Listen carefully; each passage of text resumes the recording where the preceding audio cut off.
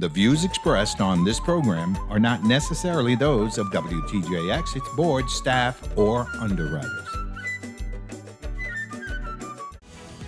On this episode of Comes with the Territory, the proposed fare hikes for Vitron has raised concerns among some riders.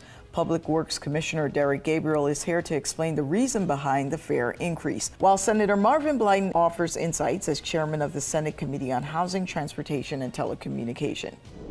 The Virgin Islands Supreme Court dismissed a civil lawsuit that former at-large Senator Stephen Payne Sr. filed against the legislature of the Virgin Islands, claiming wrongful expulsion.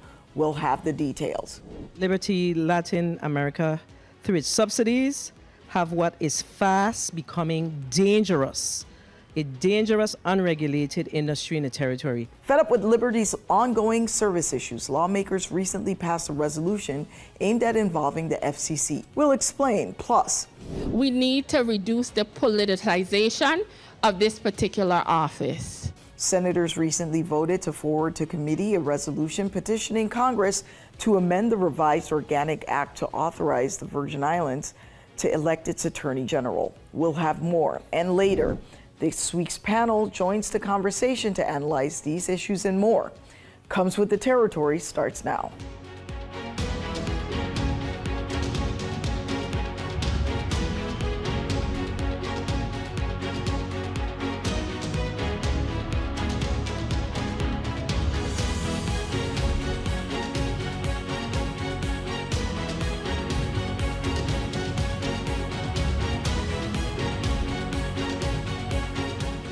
Welcome to Comes with the Territory. I'm Leslie Camisian. The Department of Public Works recently announced plans for proposed fare increases within the Virgin Islands Transit System, or Vitron, effective April 15th. The fare adjustments marks Vitron's first change in pricing since its inception back in 1994, and the increase is needed to offset rising fuel and maintenance costs, according to the Department of Public Works. Vitron's proposed fares for fixed route services are set to increase from $1 to $2.50, marking a 150% rise. Some bus riders said if rates are going to be raised, they expect a corresponding improvement in service quality. You raise the price, that means you got to give better service. I think first thing first, it should be on time.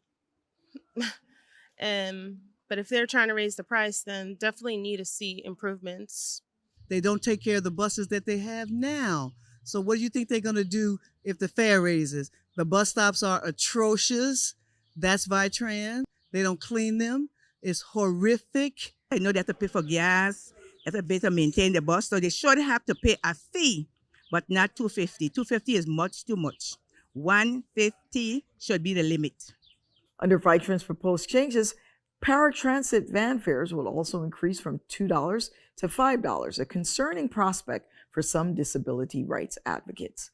I understand the need for Vitron to raise rates. However, the methodology in which they're doing it seems to be very problematic. You can't ask paratransit riders to bear this cost of this increase because we have failed to manage on our end. These rates haven't been changed since 1994. And now they're asking people on fixed income to pay double the cost of a ride now. And I think it's unfair to those individuals, and the comment period is short and it offers no time for the public to really delve into the subject matter. And I only just recently heard about this, and I think I keep in touch. So what about those individuals who utilize paratransit, who may not have access to the internet, who doesn't have access to the radios, who have disabilities and rely on this service? They're hearing about it, and the comment period is too short for them to be able to get somebody to advocate on their behalf, to make their voices heard, that this cost is something that they can't afford. And I think that what DPW is doing needs to be reconsidered at this point.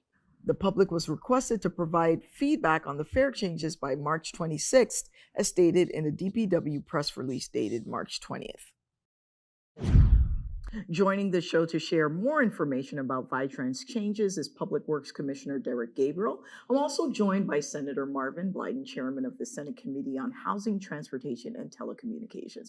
Welcome to Comes to the Territory. Thank you both for joining us. Let's start with you, Commissioner Gabriel.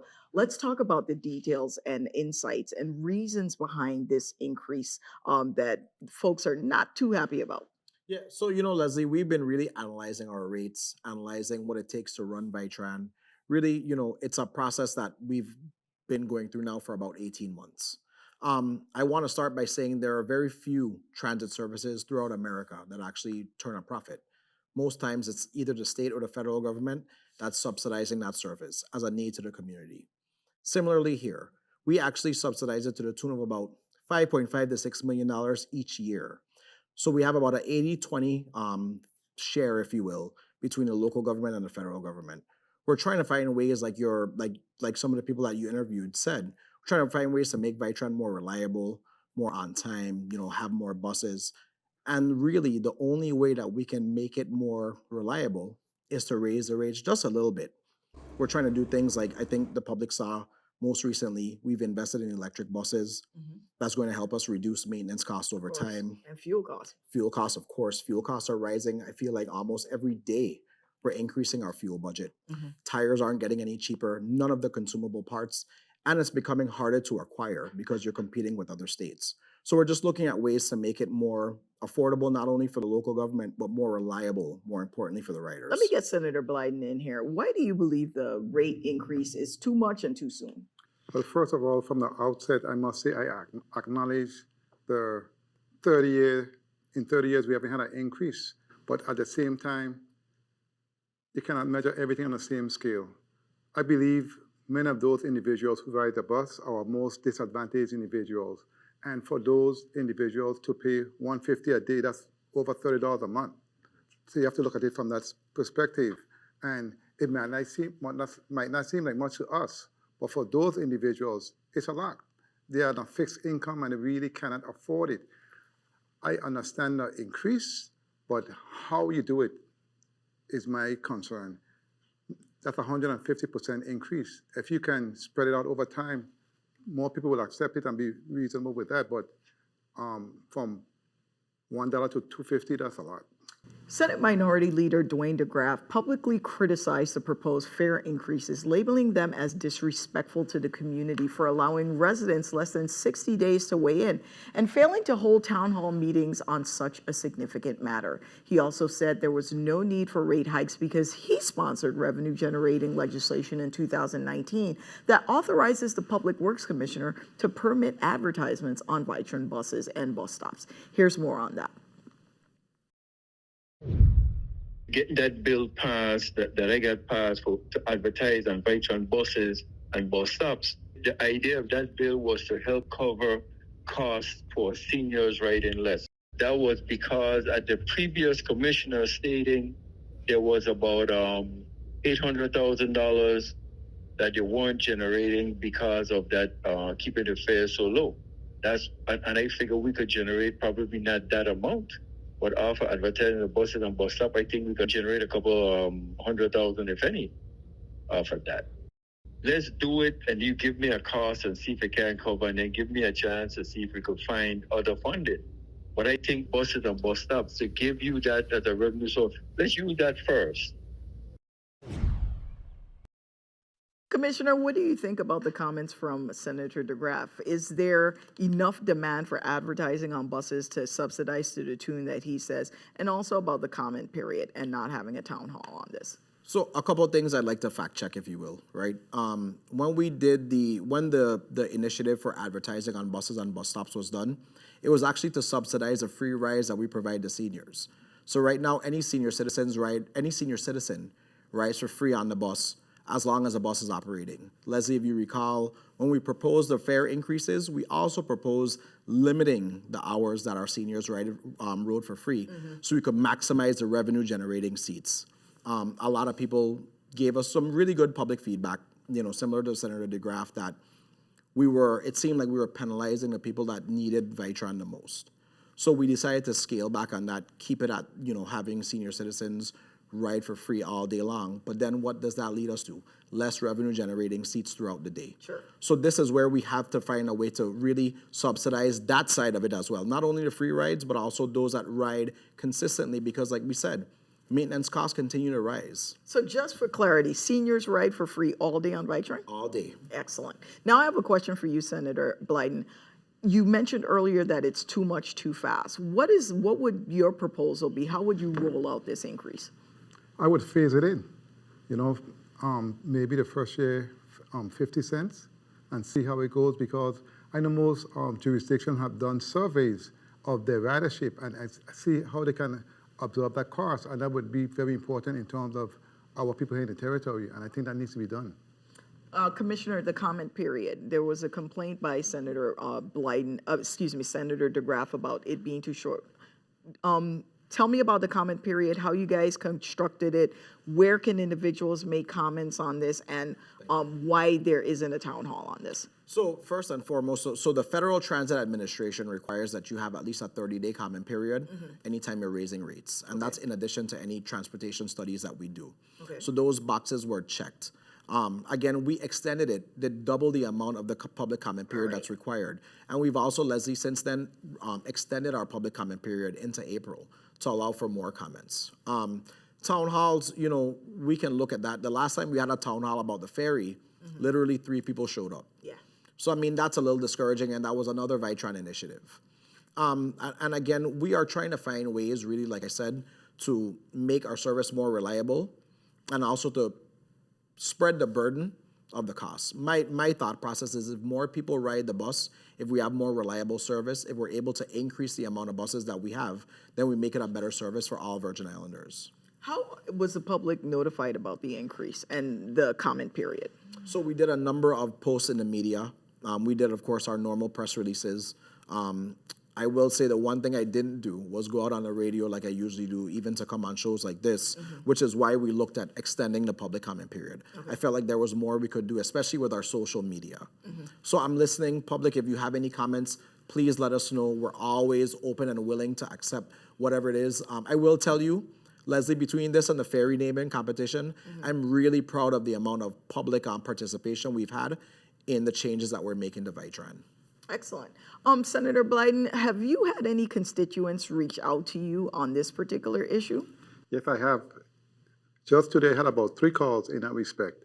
But I believe the public comment, and as the Commissioner stated, he needed to go on a radio station because the ridership in the territory are mostly seniors, and they mostly listen to the radio stations, not Facebook and the internet, the radio stations. So it's key to know where your people are, and they listen to the radio on a daily basis. Let me ask you, what are some of your constituents? You said you had 3 calls today. What kinds of questions they're asking? What kind of comments are they making to you? Similar to what you showed earlier in terms of the amount, in terms of when it comes to the service, when it comes to being dependable, all of those concerns came forward. If there's going to be an increase, they want better service. They want to assure that the buses come on time, make sure that the bus stops are clean, etc. Those are the type of comments I got from those individuals. Let me ask both of you a question, because we all know the 10,000 pound or however many 1,000-pound elephant in the room is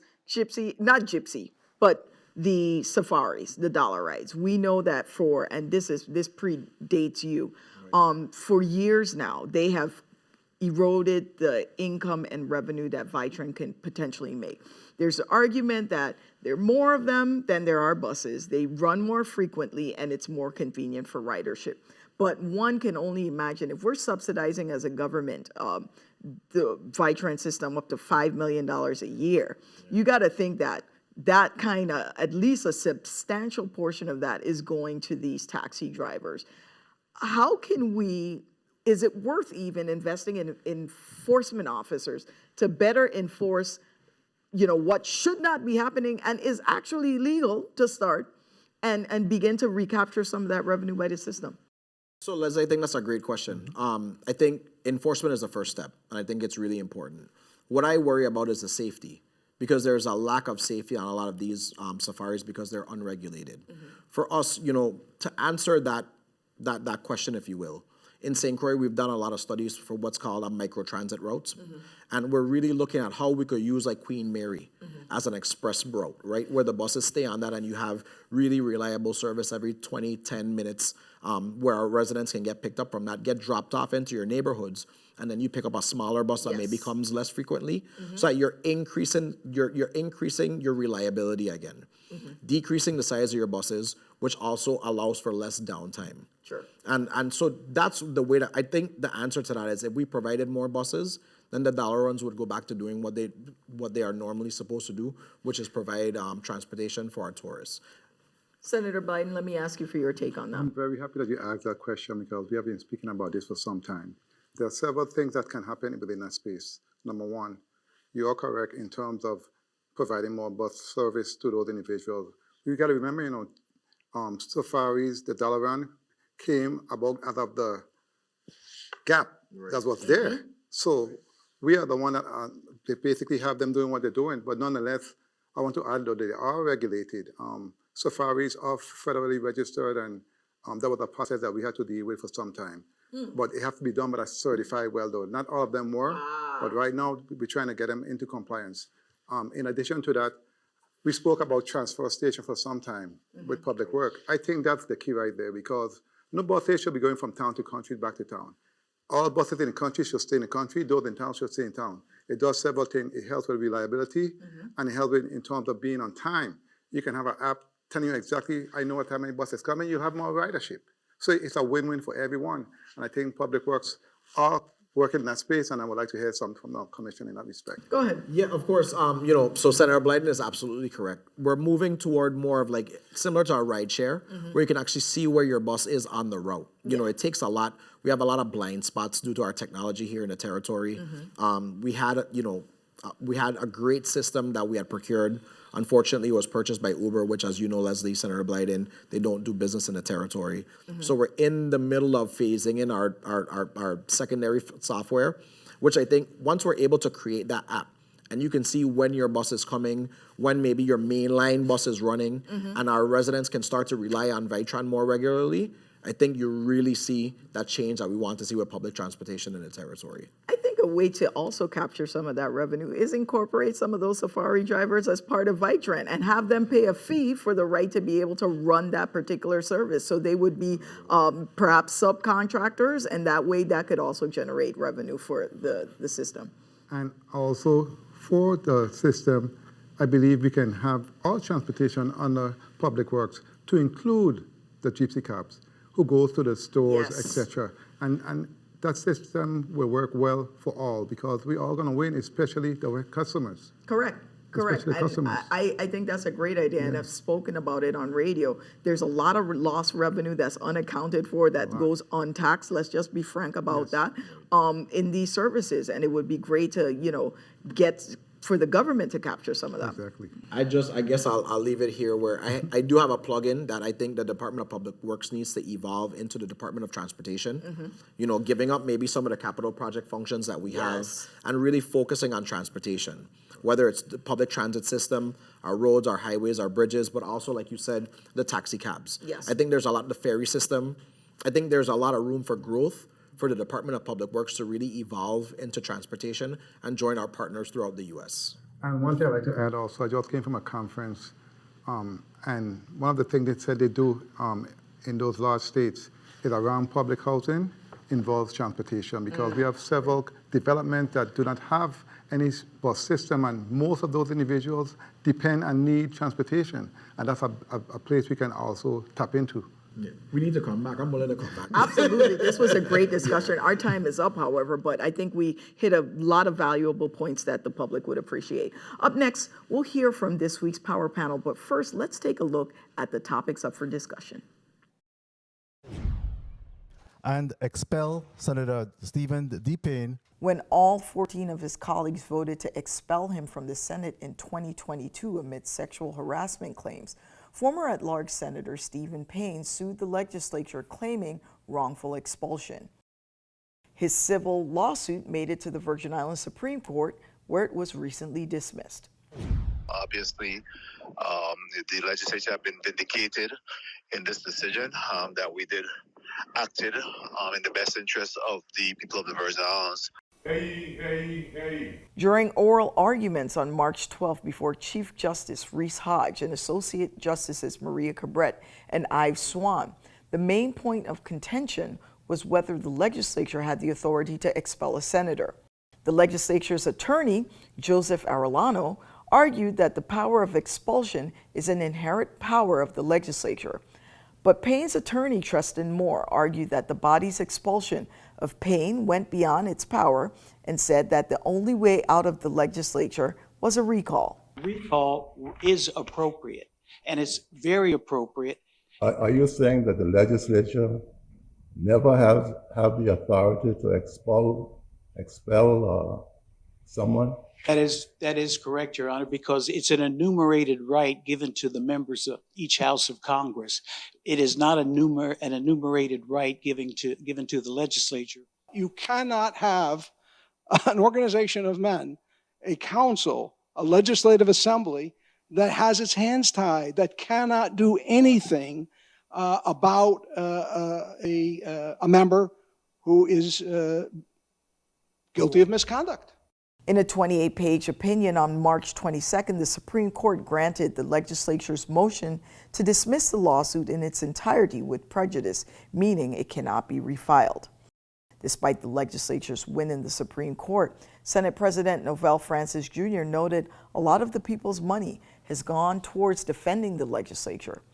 He pointed out the ongoing lawsuit filed in Superior Court by Payne's former staffer stemming from sexual harassment claims, as well as a complaint made to the Equal Employment Opportunity Commission.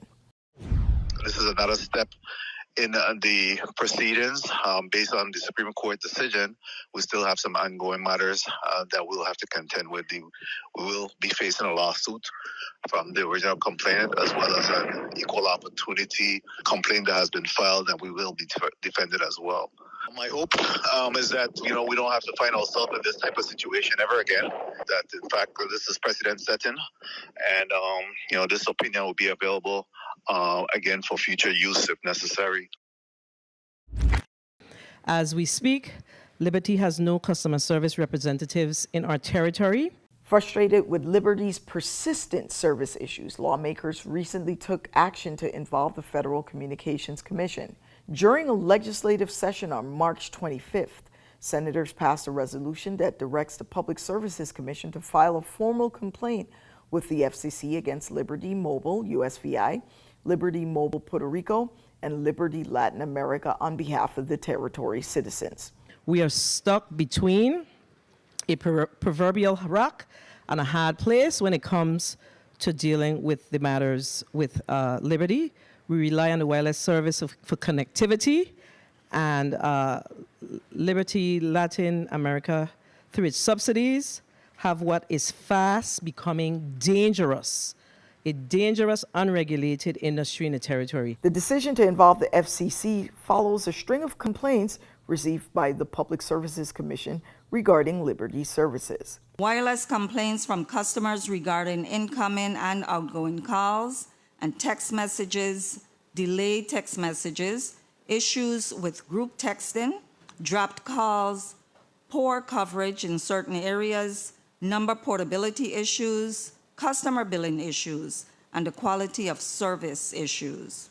In a heated meeting before the Senate Committee on Housing, Transportation, and Telecommunications, in January, lawmakers demanded answers from Liberty VI regarding the service disruptions plaguing the company. From the invention of cell phone to today, this is the worst service ever experienced in this territory. Since Liberty took over, it's the worst service the people of this territory have ever experienced. There isn't a day that my phone does not go on SOS between, I would say, about 8 o'clock and 9 o'clock in the morning. It's every single day. We're going to leave here. What is going to be solved? That's what I would like to hear. We recognize the challenges that we have had with immigration. Liberty VI officials attributed some of the problems to the transition from AT&T to Liberty VI's network infrastructure. This process has been ongoing for several months, and we expect to have it completed in the next few months. We have migrated approximately 47,000 customers. The migration process has had its challenges. In his written testimony submitted to the legislature in January, he said he expected the migration to be completed by the end of March. During the March 25th legislative session, Senator Alma Francis Heiliger said she was holding the Liberty official to the March deadline. I am one of those senators that have chosen to wait until March the 31st to see what's going to happen, because come April Fool's Day, if my phone is not working according to what they said it's going to be working, this bill is nice, but all hell gonna break loose. During the March 25th Senate session, lawmakers also voted to forward to the Committee of Jurisdiction a resolution petitioning Congress to amend the revised Organic Act to authorize residents to elect the Attorney General of the Virgin Islands. That was sponsored by myself, so we can petition Congress so we can make an effort to have our own elected Attorney General here in the territory. We have sent it to the Committee of Jurisdiction. Hopefully, when we offer information and testimony, I think it's a long time coming. As we see throughout the United States, over 40 plus states have already decided to elect their Attorney General. We need to reduce the politicization of this particular office. And if we have to go to the point of election, that is what I support. Senator Donna Fred Gregory emphasized the need for discussion on the matter. I am happy that we sent it to committee. It is a matter that requires discussion. It's a matter, and I know that there was a referendum a few years ago, and 76% of the people voted for an elected Attorney General.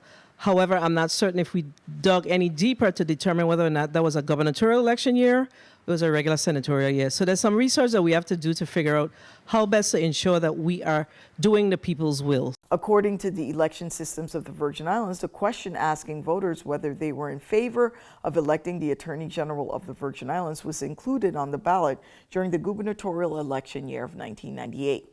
In St. Croix, 76% of respondents to the opinion poll voted in favor of an elected Attorney General, while in the St. Thomas St. John district, 71% of respondents voted yes. We spoke to former election supervisor John Abramson, who said lawmakers passed a bill to place on the 1998 ballot a referendum asking residents if they were in favor of an elected Attorney General. But the bill lacked specific criteria for a referendum. As supervisor of elections at the time, Abramson decided to put it on the 1998 ballot as an opinion poll instead of a referendum, aiming to gauge public opinion. Abramson emphasized that referendums require set thresholds for passage and must be binding, whereas opinion polls are non-binding. Joining me on set now to break everything down is attorney Adrian Dudley, founding partner of Dudley Rich LLP. I'm also joined by Terrence Thomas, co-host of Ideas and Issues on Lucky 13's WSTA 1340 AM. It's great to have you both here. And joining the panel from our St. Croix studio is community organizer Dennis Lynch. Welcome back to the show, Mr. Lynch. Let's start with you, Mr. Lynch. As a community organizer, how do you feel about the VITRAN rate increases? You know, from my personal opinion, I think it's socially irresponsible to raise the VITRAN fares 150%. I do understand that it's been give or take 30 years before a raise was put in place. However, that's unprecedented in terms of allowing consumers to be able to fit such an increase in such a short amount of time. Very interesting. Attorney Dudley, what is your thoughts on the VITRAN rate increase? You heard the conversation between Senator Blyden and Commissioner Gabriel. I like the idea of phasing in the increase. I think it's clear that the community that is served by VITRAN is the most disadvantaged of our population, and that we have to remember they're on fixed incomes. At the same time, we want our buses to be reliable, clean. We want to have drivers who are well paid and well qualified, and we want to have our buses insured properly so that if there are injuries, there can be adequate compensation. Share with us your perspective on the VITRAN proposed increases. I understand the need for them to want to increase because as the commissioner was saying, a lot of the maintenance costs associated with the buses have gone up tremendously. Like Attorney Dudley said, I think they need to work on phasing it in based on who their ridership is. There are a number of challenges that the bus system faces, such as consistency, scheduling, making sure they arrive on time. I think both Commissioner Gabriel and Senator Blyden offered up some good suggestions, like, you know, having buses run within a certain area instead of making this long trip from town to the country and back. You know, so I'm in favor of them phasing the amount of the increase in over a period of years instead of just one full swoop. Got it.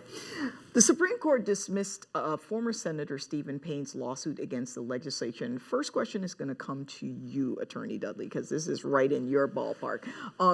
The motion to dismiss asserted that the three separate positions of the Revised Organic Act of 1954 banned Payne's lawsuit. What are your thoughts on the decision of the court? Well, I think the court was right.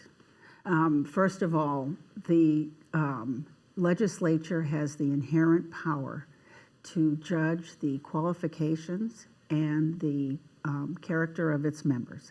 As a result, they have the power to discipline its members and therefore expel its members. And I don't think it's up to, I think it would be a violation of separation of powers for the judges to inject themselves into the inner processes of the legislature. This is an inner process of the legislature, and I think the penalty was extreme, but the conduct alleged was extreme. You know, I've read the portion of the Virgin Islands Organic Act, the Revised Organic Act of 1954, that the Stephen Payne's attorney, Tristan Moore, was specifically making. It is worded very interestingly, because the only method of removal mentioned in the act, and I was surprised to see this, is by recall. Now, recall can be initiated by it's actually 2/3 of the legislature, so that would mean that 10 members would have to vote on recall, and then a special recall election would have to be held. What do you think about the interpretation of that and why that argument did not fly with the Supreme Court? I think that, once again, I think that argument didn't fly with the Supreme Court because of the inherent power of the legislature to judge the qualifications of its members. And if it deems that the qualifications of its members are in some way missing or disallowed, then I think they have the right within within the right of the legislature, within the powers of discipline, to eject a member. Mr. Thomas, before this case, what did you think the outcome would be, and are you surprised or expected the response of the Supreme Court? I'm not surprised. I mean, if you look at precedent, going back to the case involving former senator at the time, Kenneth Mapp, if I recall, he was probably the first person that the legislature took that action. Correct. To expel from the body because he had voted in another jurisdiction. Not too long ago, we had another case involving Senator-elect Kevin Rodriguez, where they had a hearing in the legislature, right? And a similar fate was met where they refused to sit him as a member of the legislature. So the legislature, as a co-equal branch of government, reserves the right to determine who and how their membership is made up once they adopt those rules at the beginning of the legislative session. So I'm not surprised the Supreme Court decided to give the legislature that latitude and not step in and muddy up the water, so to speak. Mr. Lynch, you saw that Senate President Novell Francis said that he feels the legislature was vindicated in their decision. But I know a lot of people in the community are asking, how much did this all cost us? Why are we doing it? It should have been cut and dry. What do you think about the fact that this went to the Virgin Islands Supreme Court? I think it's a good job in terms of going to the Virgin Islands Supreme Court. It's a good day any day that the law and the judicial branch stands up for the voice of the Virgin Islands people. So having the legislature being vindicated and actually exercising the correct protocols in terms of the Revised Organic Act under Section 6 shows that there were no constitute for the case and it was dismissed equally. So I am definitely one, to be concerned about a monetary compensation in terms of how much the taxpayers will be associated with footing this bill. But definitely, everybody has a chance to face their accusers, and it was important that the legislature get vindicated in this case. Let me ask you another question. There's still another lawsuit pending by the staffer that accused Senator Payne of sexual harassment, Attorney Dudley, that is pending. Do you think that the outcome of the Supreme Court's decision here has any bearing on that case at all? And I know it's a typical employee-employer allegations that are being made here about with sexual harassment, but do you think in any way, shape, or form what the legislature, what the Supreme Court rather has decided will have an effect on the upcoming case that the legislature now has to again go to court over this lawsuit made by this former employee? Well, frankly, one lawsuit has nothing to do with the other. One lawsuit is brought by an individual against a senator and the legislative body for allowing that senator to do what happened. On the other hand, the Supreme Court has already held that the legislature has the power to inherently discipline its members. Because he was expelled, that's evidence in that case that will be against Senator Payne. But evidence with respect to the exquisite allegations made by the plaintiff are totally unrelated to what happened at the Supreme Court. Additionally, as an individual, any individual can bring an action against the legislature because the legislature allows itself to be sued. Excellent. Let's move on to the next topic, which is one that has been hot on the tongues and minds and phones of Virgin Islanders everywhere, Liberty. We have this never-ending situation, and we heard comments from both Senator Donna Fred Gregory and hell broken loose, I guess, come April Fools with Senator Heiliger about the legislature's decision to file a complaint involving the FCC against Liberty and the level of service that has come to the territory. Mr. Thomas, I'm going to start with you since you are in the communications field. First of all, are you a Liberty customer? No, I'm not. Okay. So I guess you ain't been in the boat with the rest of us, but hearing the comments and seeing things on social media, what are your thoughts about what is happening with Liberty and the actions that the legislature has taken? Boy, I think Liberty, when they acquired what used to be the AT&T service, got into a business that I don't know how much research they did, right? We have been having a discussion amongst those of us in the technology arena as to how did this happen. Some people want to blame the local government, some people blame the FCC. Really, if you look at it, the only thing the local government is responsible for is issuing a business license to Liberty, right? Because the communication side of it is totally regulated on the federal level with the FCC. So I find myself asking the question, what kind of due diligence did the FCC do with allowing this company that's based, I think, in Latin America to enter into the VI marketplace and provide cell phone service for a company that is internationally well-known and in many regards well-respected. I have had friends and family travel to the mainland, run into a problem with their phone, which is with Liberty, and there's no Liberty stores in Florida or Atlanta, New York. They have to wait until they get back home. Since the hurricane, cell phones have become the primary mode of not just communicating, but also being able to reach out via the internet and conduct sometimes business from, the keypad of your cell phone. The legislature asking the Public Service Commission to file a complaint to the FCC, I think is the right step because we can't do anything to Liberty when it comes to their communication licenses. Only the FCC can, right?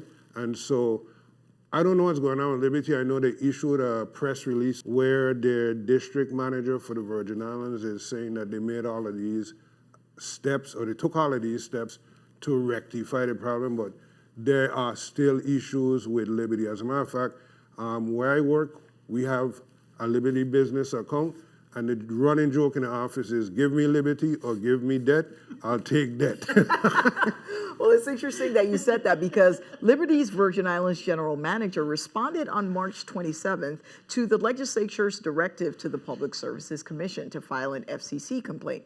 He stressed that Liberty has been responsive to all matters presented by the PSC and will continue to address any concerns from the Senate as well as the public. Here's more on that. As we have done in the past, we'll continue to address any of the concerns that the senators or the PSC or any of our customers have had. We have addressed it in several meetings and we'll continue to do so. Our technical team are working tirelessly to improve the processes and the systems where we've saw reductions in the amount of fallout you had when customers were being migrated. We've also established fast lanes for senior citizens, emergency workers, teachers, elected officials, and business customers if they're encountering issues and they went to our stores. We remained committed to serve and improve the services here in the USVI. We have made significant investment here to improve the infrastructure and the services that we offer.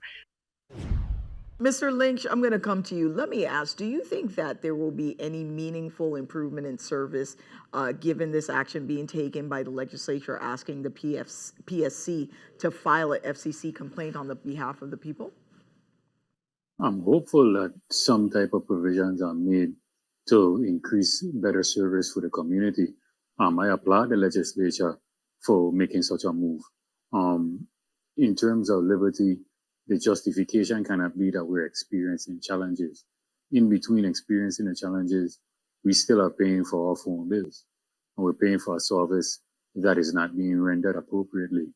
So what recourse do we have except for the legislatures coming to our aid to make sure that we hold their hand to the fire to have productivity in terms of our cell phone usage? Last month, my parents went off island to visit the doctor. They had no cell phone service. I had no way of reaching them. Wow.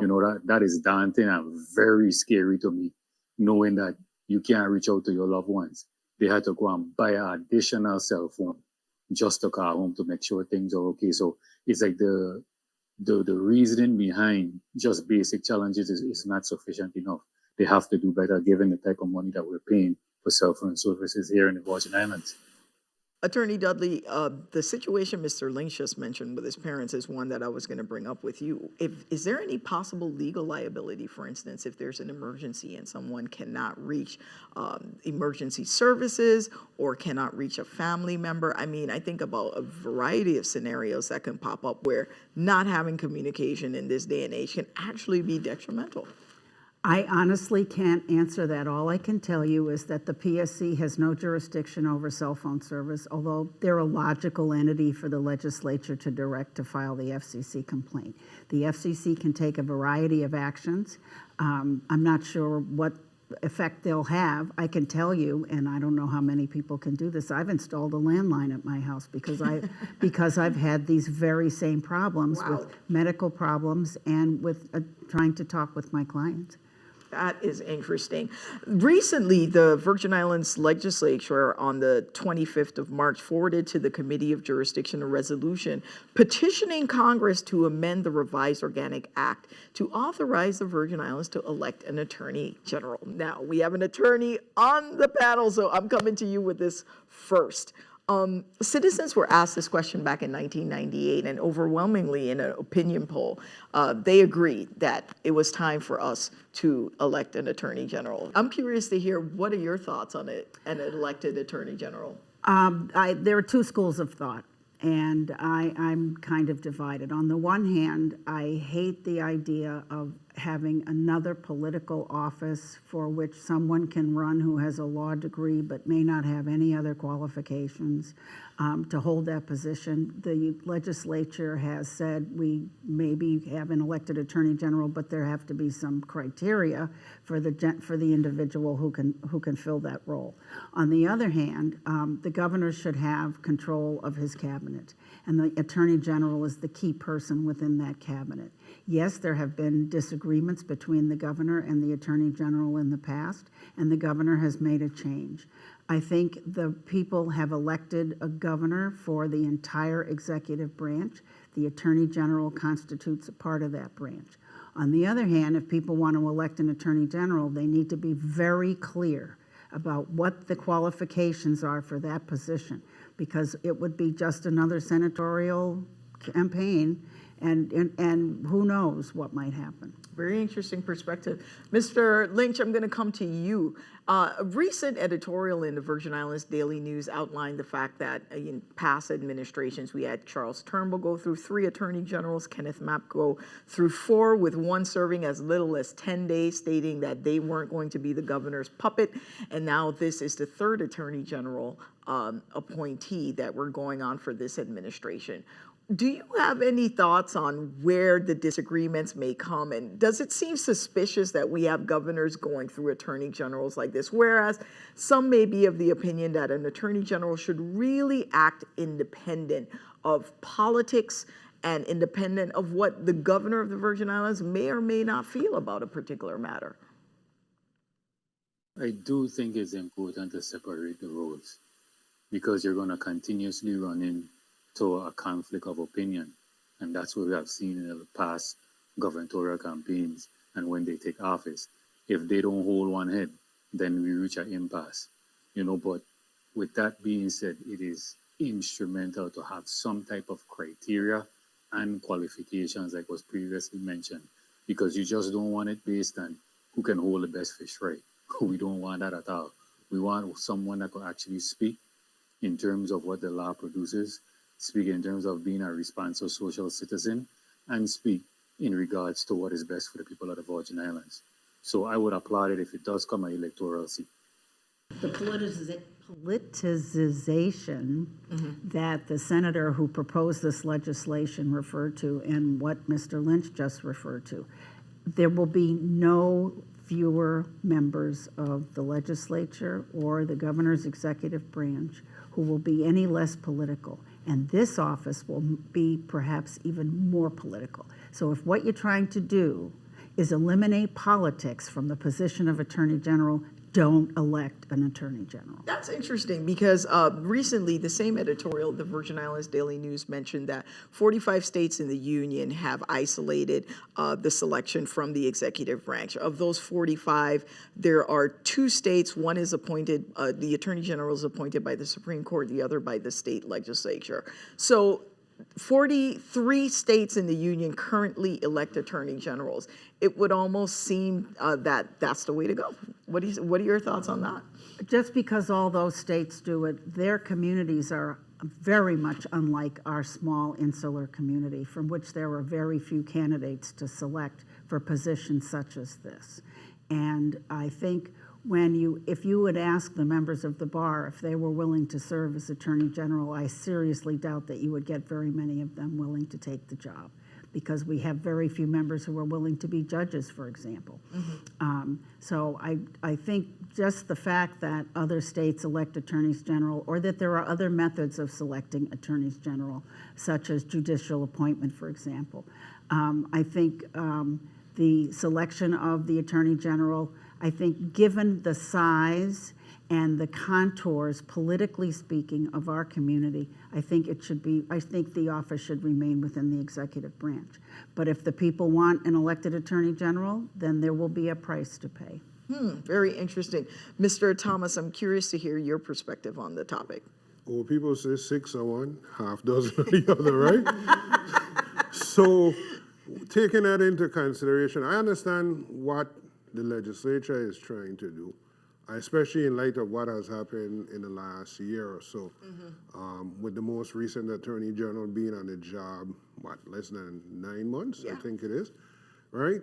Like you said, there are 43 states out of the 50 where the attorneys general run for office, thereby making them a politician, right? Yeah. As a matter of fact, the most recent discussion involving an attorney general was Fannie Willis in the city of Atlanta. Yes. I was reading on my way over here that Someone is going to be challenging her for that position because she's up for re-election. Yes. Do we want someone who is supposed to be representing the people? And that's something we need to remember, that an attorney general is the people's representative, Yes. not the governor's attorney. Correct. Right? Because you go to court, you hear them say people versus whomever. So do we want someone to be politicking on being the people's representative, or do we want someone that the governor designates as the people's attorney and gives him or her wide latitude and freedom to make certain decisions? Of course, there's a lot of scuttlebutt around what happened to this last attorney general, you know what I mean? Water cooler chatter. But I think we have to be very careful, and listening to Attorney Dudley, who is in that arena, and the fact that she just mentioned that members of the bar so you have to take that into consideration, because unlike a large city, how many people in our population are attorneys? Not only that, they're governed by, unlike senators, they're governed by a set of rules that are promulgated across the board federally, the bar, there's ethics, and a whole set of different rules that they have to meet muster in order to just be an attorney.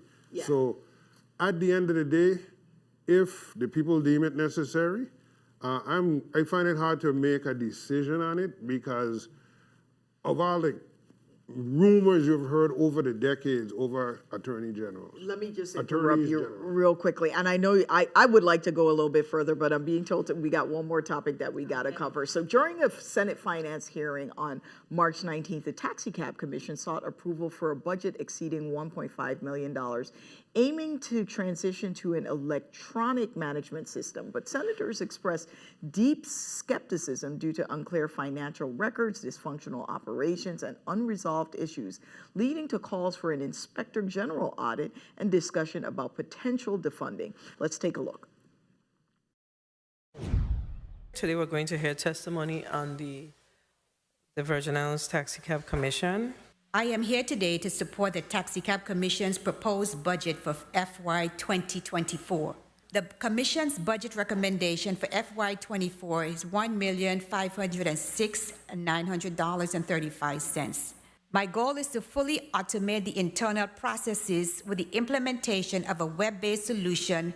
On the revenues collected by Ireland, you have $23,000 for St. Croix and nothing for St. Thomas, St. John. When I asked the cashier, the collection clerk, to assist me, she refused, and it's a manual process. She not only refused, but she left and went home for the day, feeling sick. So we're in the second quarter, and because you are coming before the legislature, you are asking your employee for the information as it relates to the collections for the fiscal year. That's information you should have. How long have you been on board? April will make 2 years. 2 years. And here we are still at this time and date with these type of challenges. You're asking us for $1.something million, and you don't have the collections data. That's something that you should be managing. Was this budget sent to your board, and did they approve it? No, it was not approved. Hold on, you're talking about simple internet. Find the cheapest plan and start with that. And if you're telling me you can't do that within 2 years, with all due respect, you don't want me to be here. It is clear to me, if nobody else got it today, Taxi Cab Commission need a Inspector General audit. It will not be supporting not a penny to the Taxi Cab Commission until we address this once and for all. Real quickly, given what you just saw, what is your take on what happened in that hearing?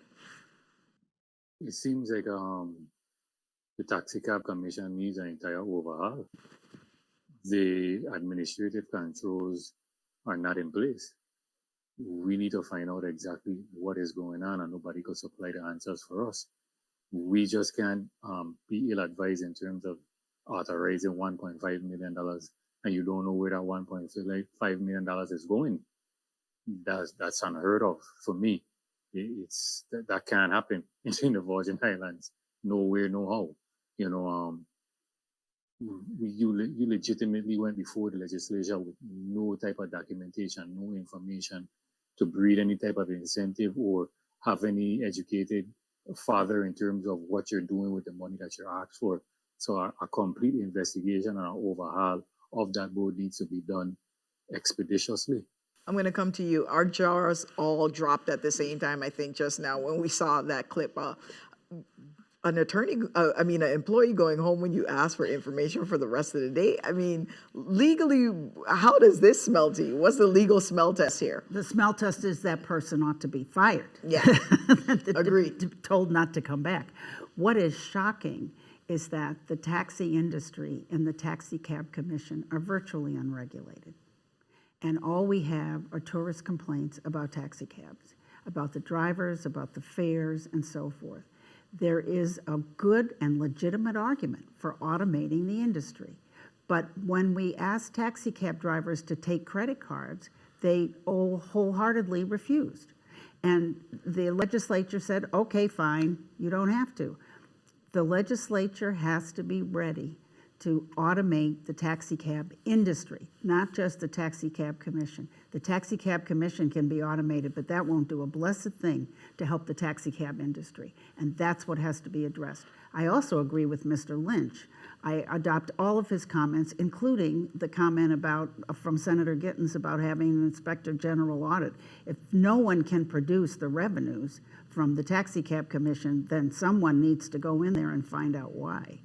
Terry T. Yes, ma'am. We know what Attorney Dudley and what Mr. Lynch said is just true, and this industry has just run amok. Is it time for reform, and is it time to totally restructure the Taxi Cab Commission? Yes. When I see situations like this, I'm like, we have a university at the Virgin Islands, and they have an advanced degree program, MBA program.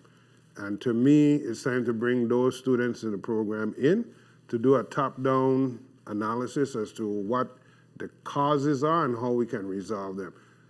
As a manager, what I'm hearing from the testimony is that you have a ship without a captain, essentially. And I know the executive director of the Taxi Cab Commission, but with all due respect to her, I think she's way in over her head, because no place else I know would an employee be asked to provide something and they go punch out and go home and say they're sick. It would have been a moment and go home. Yeah, they'd have been sick for a very long time, you know.